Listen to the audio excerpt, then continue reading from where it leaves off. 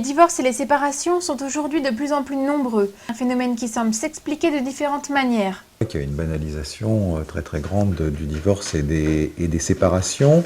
Et non seulement ça, mais aussi un mythe de la deuxième chance, justement. C'est-à-dire qu'il y a de plus en plus une volonté aujourd'hui de vivre plusieurs vies. Voilà, une seule vie, finalement, ça apparaît un petit peu monotone. Stars de cinéma, de la chanson, mais aussi les hommes politiques, et puis aussi tout le monde, ils montrent en permanence qu'ils ont une vie, deux vies, trois vies, quatre vies, et que finalement, c'est beaucoup plus exaltant. Donc la séparation, c'est devenu quelque chose de très banal.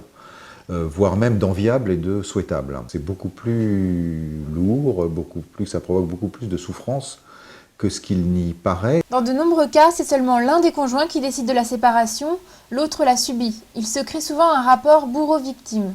Donc ça devient terrible dans la relation conjugale, parce qu'il y en a un ou une qui n'a pas du tout fait de travail de séparation, qui est mis devant le fait d'accompli, et qui en plus devient mauvais objet, parce que comme l'autre il est coupable de ce qui est en train de se passer, comme l'autre il a mis toute son énergie, toute sa bonne énergie sur une autre relation qu'il est en train de vivre, eh bien il charge l'autre de sa culpabilité et il devient méchant, il devient mauvais, il devient injuste. Et donc effectivement ça crée une situation tragique. Pour surmonter cette séparation, il s'agit avant tout de se reconstruire. La séparation, c'est pas qu'elle nous prive de l'autre, c'est qu'elle nous prive d'une part de nous-mêmes, qui a été projetée dans l'autre d'une certaine façon.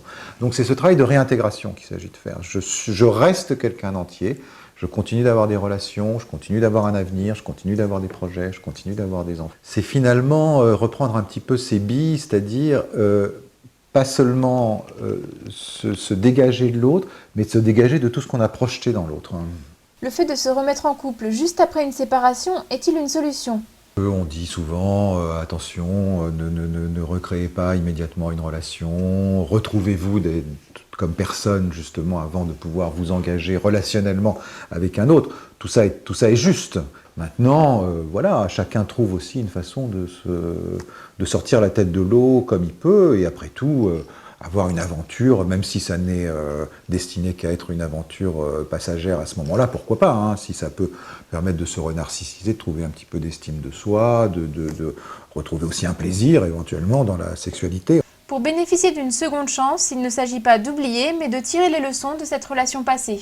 Il y aurait un premier mouvement qui serait d'oublier finalement, c'est-à-dire de se dire par exemple, je me suis trompé, c'était pas la bonne personne.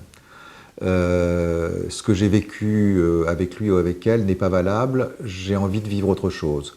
Voilà, ça c'est, je pense, le type d'erreur à ne pas faire. Parce que si on le dénie, on va avoir tendance à vouloir répéter avec un autre la même expérience, alors que justement il s'agit peut-être de vivre autre chose. Pour se reconstruire, les hommes et les femmes ne réagissent pas de la même manière.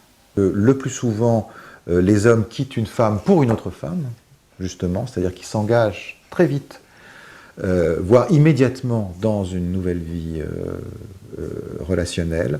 Finalement, ils tirent assez peu de leçons de la relation précédente, c'est-à-dire qu'ils se remettent beaucoup plus dans une relation un peu analogue, tandis que les femmes quittent un homme, pas forcément parce qu'elles ont rencontré quelqu'un, mais parce qu'elles sont arrivées au bout de cette relation et qu'elles ont donc besoin de se sentir vivantes ailleurs.